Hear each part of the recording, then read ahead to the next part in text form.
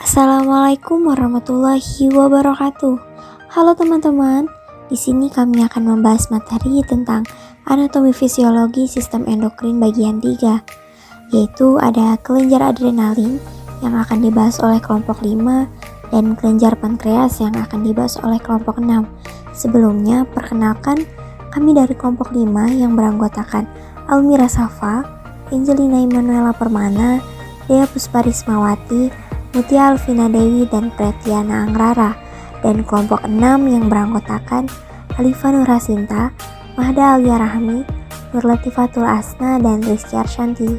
Yuk kita bahas lebih lanjut. Apa sih itu kelenjar adrenalin? Manusia memiliki 2 kelenjar adrenal yang terletak di atas ginjal dan berukuran kurang lebih separuh ibu jari. Kelenjar ini merupakan bagian dari sistem endokrin. Meski berukuran kecil, kelenjar adrenal memiliki fungsi yang begitu besar, yaitu memproduksi berbagai jenis hormon. Hormon ini mengendalikan berbagai fungsi tubuh, termasuk sistem organ dan metabolisme. Bila fungsinya terganggu, tentu akan berdampak besar pada tubuh. Kelenjar adrenal terdiri dari 2 bagian utama, yaitu korteks adrenal bagian luar dan medula adrenal bagian dalam. Setiap bagiannya tersebut memiliki fungsinya masing-masing. Berikut ini adalah penjelasannya. Struktur dan bagian-bagian adrenal. Kelenjar adrenal adalah sepasang kelenjar kekuningan datar seperti piramida yang terletak di ujung atas ginjal. Mereka terlihat seperti topi di ginjal. Setiap kelenjar memiliki korteks adrenal kuning luar dan medula adrenal coklat kemerahan bagian dalam. Medula adrenal mengeluarkan 2 hormon yang disebut adrenalin atau epinefrin dan non-adrenalin dan non-epinefrin. Ini biasanya disebut katekolamin. Dalam kondisi stres fisik dan mental seperti penurunan kadar gula darah atau ketika seseorang terluka atau terkena kondisi dingin atau menderita sakit. Hal ini juga disekresikan selama kemarahan, ketakutan, atau kesedihan. Ini membantu tubuh untuk menghadapi kondisi ini. Oleh karena itu, disebut hormon darurat fight or flight hormone atau hormon trigger fight, fright, and flight. Hormon-hormon ini meningkatkan kewaspadaan, pelebaran pupil, pertumbuhan rambut, berkeringat, dan lain-lain. Hormon ini meningkatkan suplai darah ke jantung dan otot rangka. Ini menyempitkan arteriol atau suplai darah ke kulit dan saluran pencernaan. Bronkiolus melebar dan peningkatan laju pernapasan, oksigenasi dan detak jantung untuk memenuhi keadaan darurat apapun. Katekolamin merangsang pemecahan glikogen yang mengakibatkan peningkatan konsentrasi glukosa dalam darah. Mereka juga merangsang pemecahan lipid dan protein. Korteks adrenal dapat dibagi menjadi 3 lapisan yang disebut zona reticularis atau lapisan dalam, zona fasciculata atau lapisan tengah, dan zona glomerulosa atau lapisan.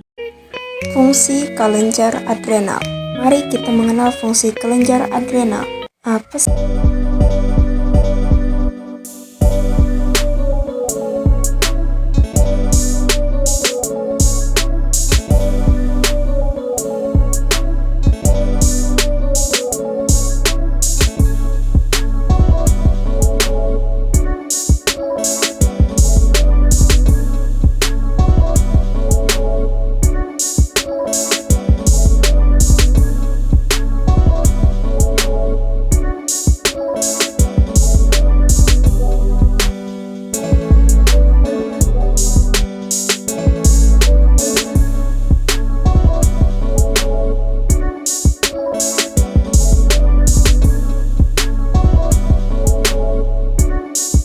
Progesteron dan testosteron. Medula adrenal berperan dalam menghasilkan hormon adrenalin dan noradrenalin saat stres. Kedua hormon ini memiliki fungsi yang serupa, yaitu meningkatkan kadar gula, detak jantung, dan kontraksi jantung. Kelenjar adrenal atau suprarenalis terdiri dari dua bagian, yaitu korteks atau bagian luar dan medula atau bagian dalam.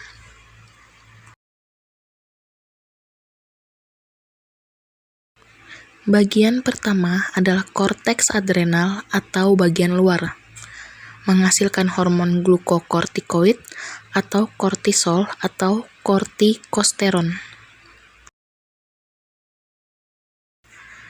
Fungsinya untuk mengatur metabolisme glukosa.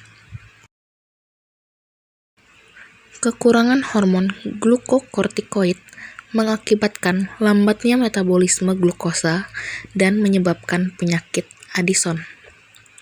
Sedangkan kelebihan hormon glukokortikoid menyebabkan cepatnya metabolisme glukosa dan menyebabkan sindrom Cushing. Ini adalah pengidap penyakit Addison dan juga sindrom Cushing.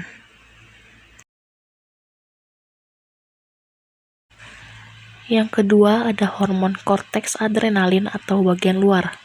Terdapat hormon mineral kortikoid atau aldosteron. Berfungsi untuk mengatur metabolisme mineral. Kekurangan hormon ini mengakibatkan reabsorpsi air dan mineral pada ginjal kurang. Jika kelebihan hormon ini akan mengakibatkan reabsorpsi air dan mineral pada ginjal berlebihan. Nah, selanjutnya ada hormon adrenalin.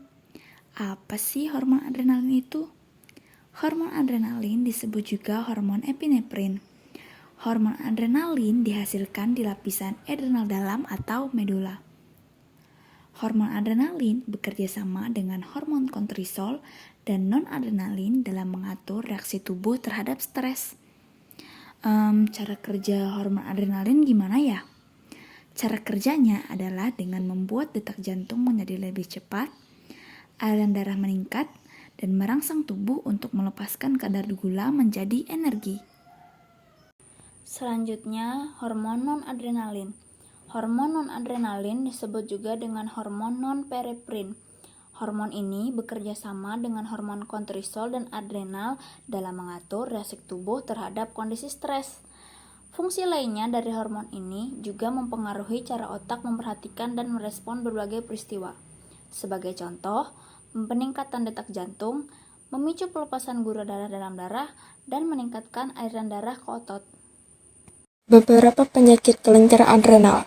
Pertama, sindrom Cushing, mengalami gejala berupa kenaikan berat badan, wajah membengkak dan kemerahan, muncul jerawat otot melemah, serta meningkatnya tekanan darah dan kadar gula darah. Yang kedua yaitu penyakit Addison, menimbulkan gejala berupa kelelahan, kehilangan nafsu makan, berat badan turun drastis, otot melemah, serta haus, pusing, bibir atau gusi, kehitaman, dan bahkan pingsan. Pheochromocytoma ditandai dengan adanya tumor jinak yang berkembang di kelenjar adrenal. Kondisi ini biasanya untuk mempengaruhi salah satu atau kedua kelenjar adrenal.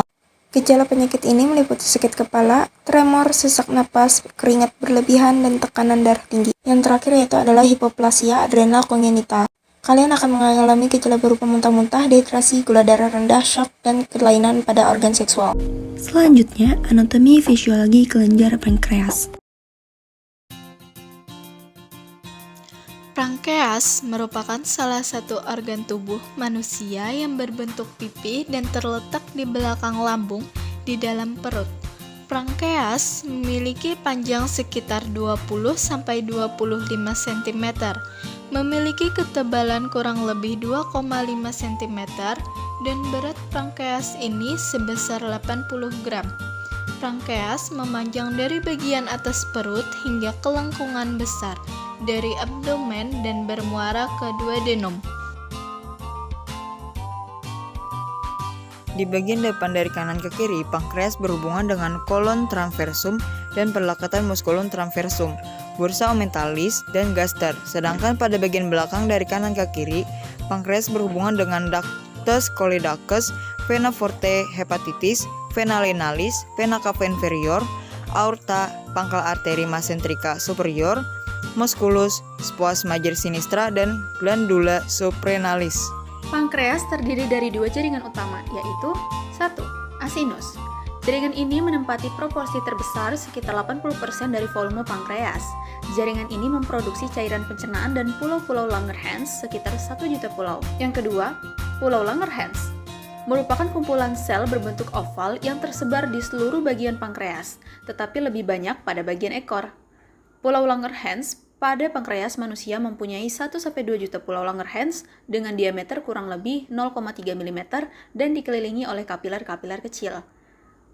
Pulau ini melepaskan hormon insulin dan glukagon langsung ke dalam darah. Pulau Langerhans terdiri dari beberapa sel yang memiliki fungsinya masing-masing. Yang pertama ada sel alfa pankreas. Sel ini yang memproduksi hormon glukagon. Hormon glukagon sendiri memiliki fungsi untuk meningkatkan jumlah gula dalam darah. Selain itu untuk memecah cadangan gula pada hati dan mengedarkannya ke darah. Jumlah sel alfa ini sekitar 25% dari Pulau Langerhans. Yang kedua, sel beta pankreas. Sel ini memiliki fungsi untuk memproduksi hormon insulin. Jika jumlah gula pada darah berlebihan, maka hormon insulin ini akan menyimpan gula berlebih tersebut dalam hati atau menurunkan jumlah gula pada darah. Apabila hormon insulin tidak ada atau jumlahnya sedikit, maka akan rentan terkena penyakit diabetes mellitus. Jumlah sel beta sekitar 70% dari Pulau Langerhans. Selanjutnya ada sel F pankreas atau sel gamma pankreas. Sel F pankreas memiliki fungsi untuk memproduksi polipeptida pankreas. Polipeptida berfungsi untuk menghambat laju penyerapan makanan, tetapi fungsi utamanya masih belum diketahui. Sel ini berupa sel renik yang sangat kecil dan jumlahnya kurang dari 1% dari Pulau Langerhans. Yang terakhir ada sel delta pankreas. Sel delta memiliki fungsi untuk memproduksi somatostatin. Hormon ini memiliki fungsi untuk menghambat sekresi glukagon oleh sel alfa pankreas, menghambat sekresi insulin oleh sel beta pankreas, dan juga menghambat produksi polipeptida oleh sel F pankreas. Jumlah sel delta ini kurang dari 5% dari Pulau Langerhans. Pankreas memiliki dua saluran utama yang membawa sekret ke duodenum, yaitu yang pertama ada ductus virsum atau ductus pancreaticus. Saluran ductus ini dimulai dari ekor pankreas hingga sepanjang kelenjar. Saluran ductus ini menyatu dengan ductus choledochus yang kemudian masuk ke dalam duodenum melalui sphincter Oddi. Yang kedua ada ductus Sarotini atau pancreaticus accessori. Saluran ductus ini menuju ke duodenum, tepat di atas ductus pancreaticus. Pankreas memiliki dua fungsi utama yang terdiri dari fungsi eksokrin dan fungsi endokrin. Fungsi eksokrin pankreas. Sebagai kelenjar eksokrin, pankreas berfungsi menghasilkan enzim pencernaan yang dialirkan ke saluran cerna. Fungsi endokrin pankreas. Fungsi kelenjar endokrin pada pankreas adalah untuk menghasilkan hormon insulin dan glukagon. Hormon insulin berguna untuk mengikat glukosa dari darah untuk dibawa ke berbagai jaringan di dalam tubuh agar bisa digunakan sebagai energi.